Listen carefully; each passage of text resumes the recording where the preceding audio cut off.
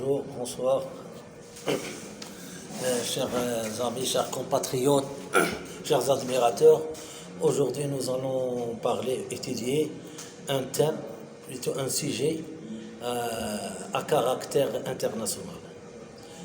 Il y a plusieurs demandes de la part des amis et des admirateurs qui m'ont demandé de faire une vidéo en français parce que nous avons fait plus de 26 vidéos en arabe. Et j'ai pensé que je dois répondre à cet appel en vue d'éclaircir plusieurs données concernant la culture juridique, politique et économique. Aujourd'hui, nous allons parler du droit international. C'est un sujet important.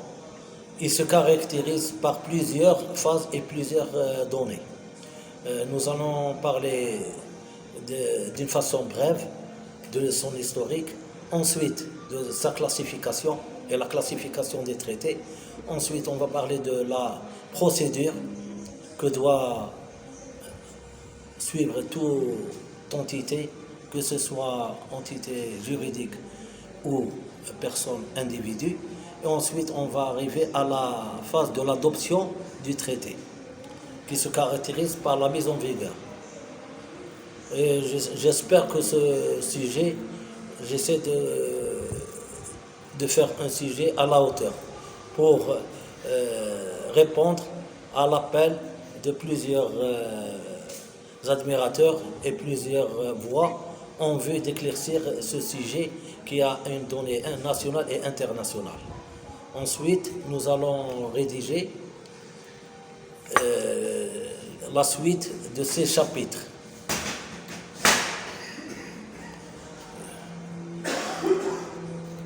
En essayant de s'appuyer sur des considérations, sur des textes qui ont une relation directe avec les règles de droit et les dispositions qui ont été mises à la disposition, que ce soit des États ou des organisations internationales. Comme toute notion juridique, scientifique, on doit rédiger la situation géographique, politique et historique. On peut se poser la question suivante. Qu'est-ce qu'on entend par le droit international? Primo, le droit international est passé par plusieurs étapes, géographiques, politiques et historiques. Au début, il y avait un ensemble de règles et de notions juridiques qui ont été rédigées par le grand juriste arabe Hammurabi. Ensuite, elle a passé par la phase de la civilisation grecque. En l'occurrence, les grands philosophes, Platon et Aristote.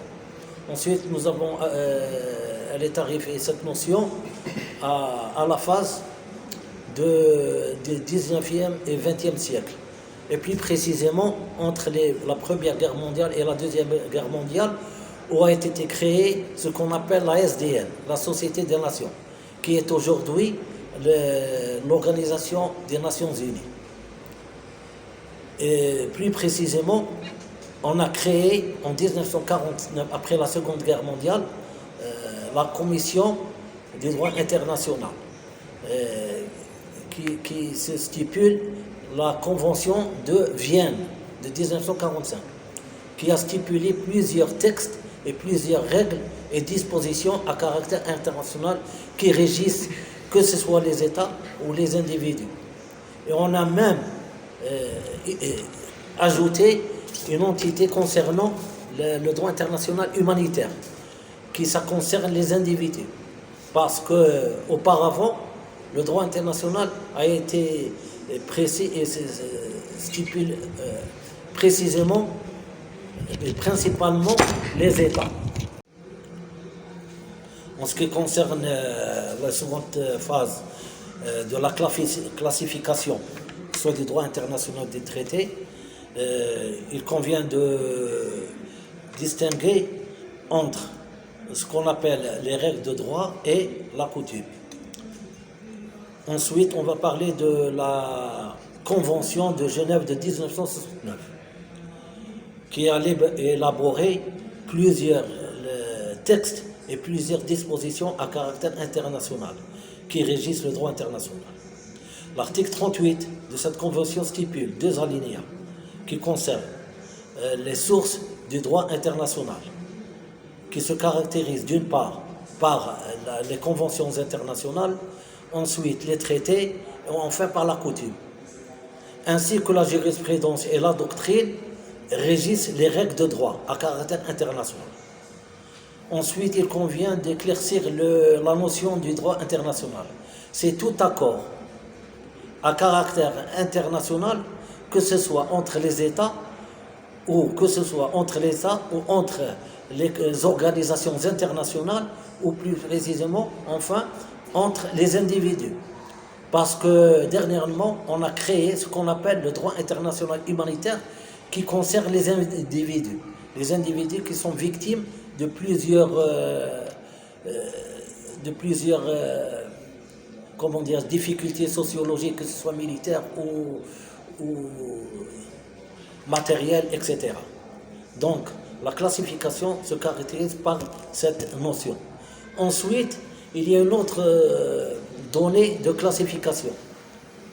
C'est qu'il y a plusieurs caractères des traités. Il y a des traités multilatéraux et bilatéraux et solennels. Ensuite, il y a des traités à caractère de la convention des organisations internationales qui peuvent eux-mêmes consentir des conventions et des traités. Ensuite, on va parler de la phase suivante qui concerne la procédure. On va parler déjà des sortes de traités. Donc on a parlé des traités interétatiques et des traités qui sont conclus par des organisations internationales. Les traités interétatiques se caractérisent par des traités, par un traité bilatéral général et un traité bilatéral général et un traité multilatéral restreint. Ensuite, il convient de dégager la distinction entre ce qu'on appelle des traités lois qui régissent des règles de droit à caractère international, ensuite des traités de contrat. Et toutes les sortes de traités adoptent ou comprennent un bon nombre de clauses et de normes énumérées par des textes et des dispositions générales concernant le droit international.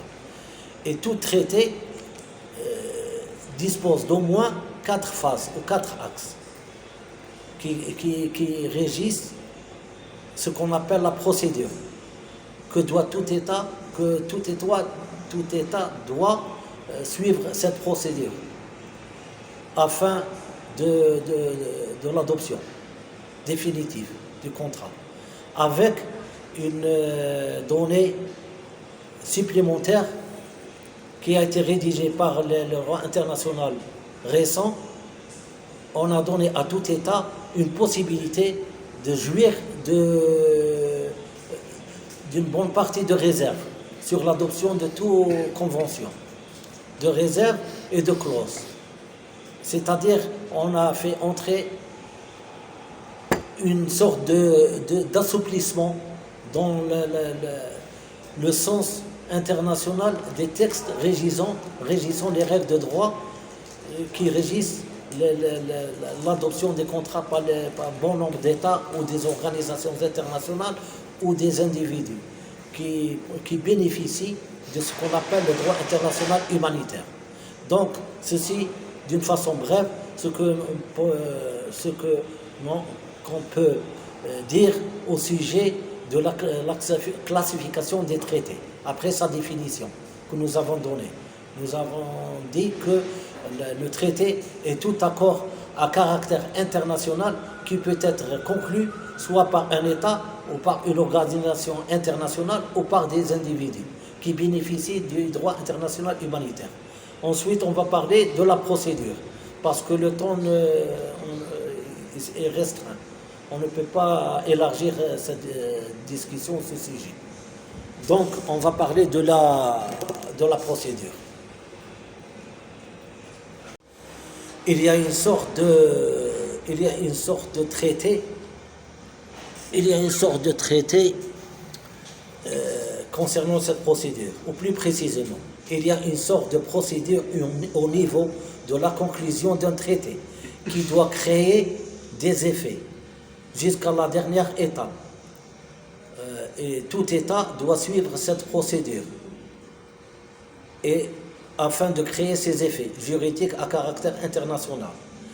Au cas contraire, elle ferait l'objet d'une nullité ou de ce qu'on appelle une abrogation, la non-validité d'un traité. Alors, il convient de respecter les règles concernant ces clauses et concernant la procédure suivie par les États en ce qui concerne la conclusion d'un traité. Et ces derniers se caractérisent par plusieurs étapes et plusieurs phases. Primo, on trouve la signature, ensuite ce qu'on appelle la ratification du traité, ensuite les clauses ou les règles ou les dispositions des textes du juridique à caractère international, et enfin ce qu'on appelle la mise en vigueur ou l'entrée en vigueur pour créer des effets et pour la validation d'une convention à caractère international. Donc ceci peut éclaircir un peu d'une façon brève le caractère international du droit international, que ce soit pour les États ou les organisations internationales ou les individus qui bénéficient de ce qu'on appelle le droit international humanitaire. Enfin, on va entrer à la quatrième phase qui se caractérise par l'adoption du traité. On a parlé de la signature, ensuite de la ratification, et maintenant on va parler de l'adoption du traité. Et dernièrement, on va parler de la prise en vigueur. Enfin, on a parlé on est arrivé à la dernière phase qui consiste à l'adoption par l'État de ce qu'on appelle l'adoption définitive de la clause concernant le traité. La ratification du traité n'est pas un acte discrétionnaire, c'est-à-dire que l'État n'est pas tenu à respecter définitivement cette clause ou ce traité après l'entrée en vigueur. Car après l'adoption de l'article 19 de la Convention de Vienne, qui a octroyé aux États membres la possibilité d'émettre des réserves en ce qui concerne le traité et la Convention internationale. En d'autres termes, l'État peut jouir d'un droit de réserve, c'est-à-dire ne pas adopter définitivement cette clause ou ce traité. Même la signature, mais il y a elle garde, en tant qu'État, elle garde des réserves qui ont été énumérées ou qui concernent les clauses concernant les négociations et les instruments juridiques qui ont été édités et élaborés par la Convention de Vienne. C'est un principe fondamental et une donnée principale et supplémentaire après le développement du droit international. On a voulu parler de développement du droit international, mais le temps ne nous parvient pas, car après cette vidéo, il paraît que nous avons donné une sorte de la suite historique ou chronologique du développement du droit international, de l'Antiquité, passant par le 19e et 20e siècle entre la Première Guerre mondiale et la Deuxième Guerre mondiale, ensuite après la Deuxième Guerre mondiale et la ratification et la création de l'Organisation des Nations Unies, qui a créé une commission internationale et de ce fait qui a été soumise sous le nom du droit international et qui englobe un capital un grand capital des dispositions et des règles juridiques régissant la relation entre les droits internationaux entre les États. En arrivant à ce point, Je pense que nous avons parlé de diverses étapes principales de l'évolution et du développement du droit international.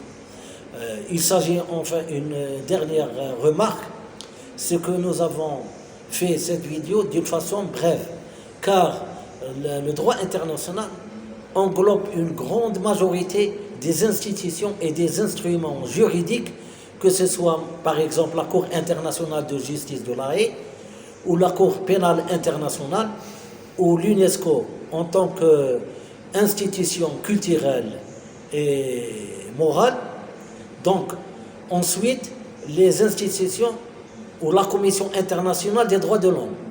Alors, le droit international qui consiste principalement à développer les droits de l'homme, c'est un sujet que nous allons faire en particulier prochainement. Demain que nous avons parlé des droits de l'homme en tant que règle de droit régissant le droit international, mais nous allons l'étudier en tant qu'institution sur le plan du droit international.